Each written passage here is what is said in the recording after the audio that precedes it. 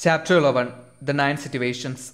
Sun Tzu said, the art of war recognizes 9 varieties of ground: dispersive ground, facile ground, contentious ground, open ground, ground of intersecting highways, serious ground, difficult ground, hemmed in ground, desperate ground.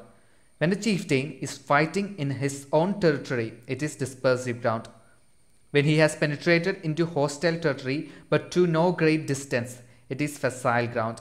Ground the possession of which imparts great advantage to either side is contentious ground. Ground on which each side has liberty of movement is open ground. Ground which forms the key to 3 contiguous states, so that he who occupies it first has most of the empire at his command, is a ground of intersecting highways.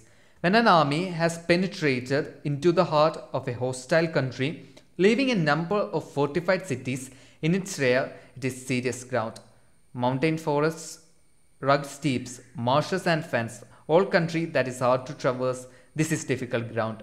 Ground which is reached through narrow gorges and from which we can only retire by tortuous paths, so that a smaller number of the enemy would suffice to crush a large body of our men, this is hemmed in ground. Ground on which we can only be saved from destruction by fighting without delay is desperate ground. On dispersive ground, therefore, fight not. On facile ground, halt not. On contentious ground, attack not. On open ground, do not try to block the enemy's way. On the ground of intersecting highways, join hands with your allies. On serious ground, gather in plunder. In difficult ground, keep steadily on the march. On hemmed in ground, resort to stratagem. On desperate ground, fight. Those who were called skillful leaders of old knew how to drive a wedge between the enemy's front and rear, to prevent cooperation between his large and small divisions, to hinder the good troops from rescuing the bad, the officers from rallying their men. When the enemy's men were united, they managed to keep them in disorder. When it was to their advantage, they made a forward move. When otherwise, they stopped still. If asked how to cope with the great host of the enemy in orderly array and on the point of marching to the attack, I should say, begin by seizing something which your opponent holds dear. Then he will be amenable to your will. Rapidity is the essence of war. Take advantage of the enemy's unreadiness. Make your way by unexpected routes and attack unguarded spots. The following are the principles to be observed by an invading force. The further you penetrate into a country, the greater will be the solidarity of your troops, and thus the defenders will not prevail against you. Make forays in fertile country in order to supply your army with food. Carefully study the well-being of your men, and do not overtax them. Concentrate your energy and hoard your strength. Keep your army continually on the move, and devise unfathomable plans. Throw your soldiers into positions whence there is no escape, and they will prefer death to flight. If they will face death, there is nothing they may not achieve. Officers and men alike will put forth their uttermost strength.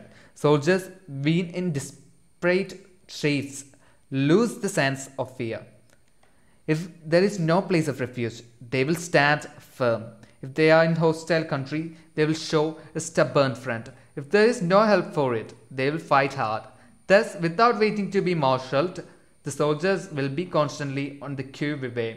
Without waiting to be asked, they will do your will. Without restrictions, they will be faithful.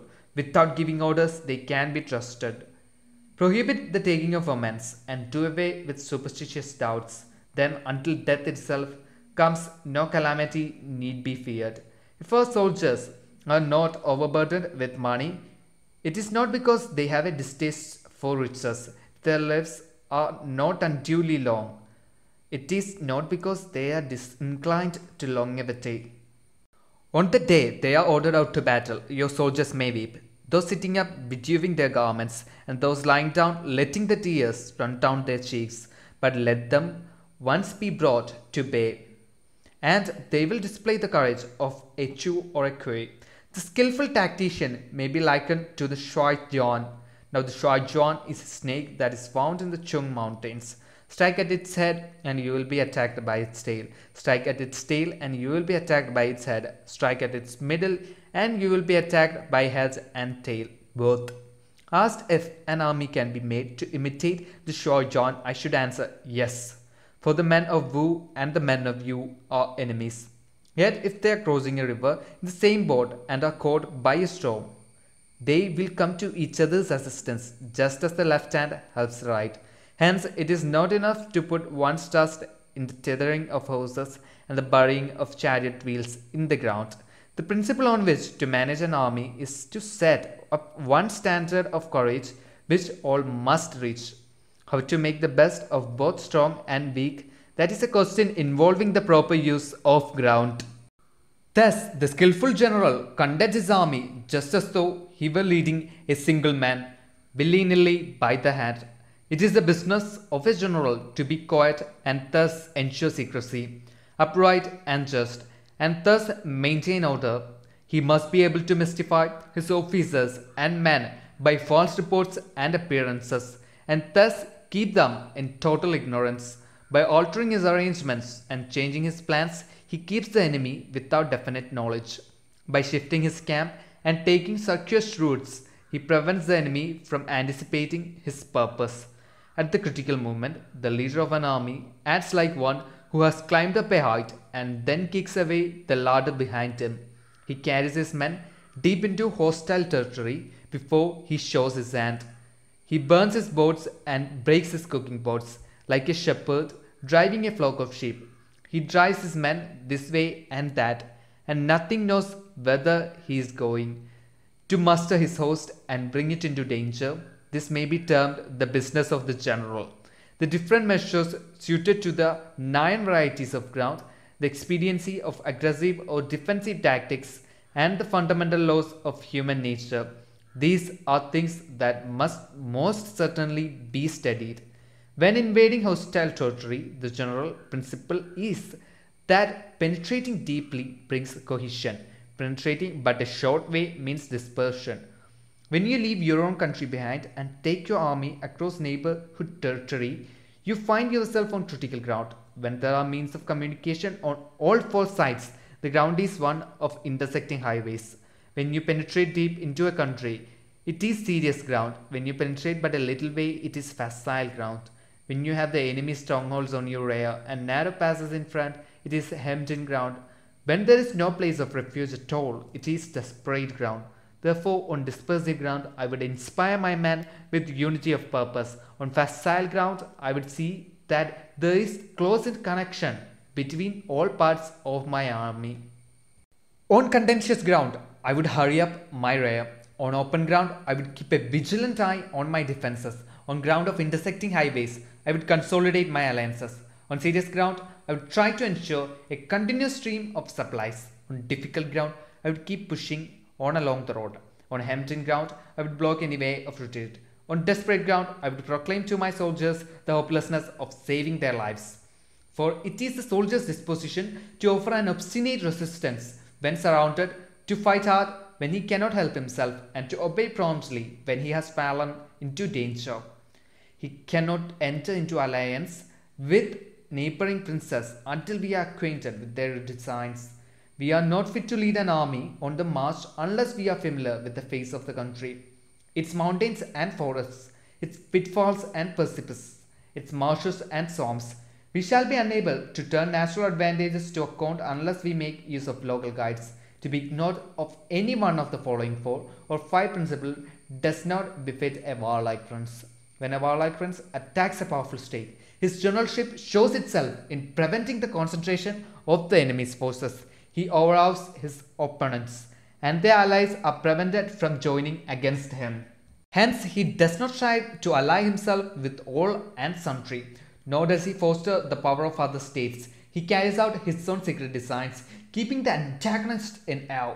Thus, he is able to capture their cities and overthrow their kingdoms, bestow rewards without regard to rule, issue orders without regard to previous arrangements, and you will be able to handle a war army as though you had to do with but a single man. Confront your soldiers with the deed itself. Never let them know your design. When the outlook is bright, bring it in before their eyes. But tell them nothing when the situation is gloomy. Place your army in deadly peril, and it will survive, plunge it into desperate straits. And it will come off in safety, for it is precisely when a force has fallen into harm's way that is capable of striking a blow for victory. Success in warfare is gained by carefully accommodating ourselves to the enemy's purpose. By persistently hanging on the enemy's flank, we shall succeed in the long run in killing the commander-in-chief. This is called ability to accomplish a thing by sheer cunning. On the day that you take up your command, block the frontier passes, destroy the official tallies, and stop the passage of all emissaries. Be stern in the council chamber so that you may control the situation. If the enemy leaves the door open, you must rush in. Forestall your opponent by seizing what he holds dear and subtly contrive to time his arrival on the ground. Walk in the path defined by rule and accommodate yourself to the enemy until you can fight a decisive battle. At first, then, exhibit the coyness of a maiden until the enemy gives you an opening. Afterwards, emulate the rapidity of a running hare, and it will be too late for the enemy to oppose you.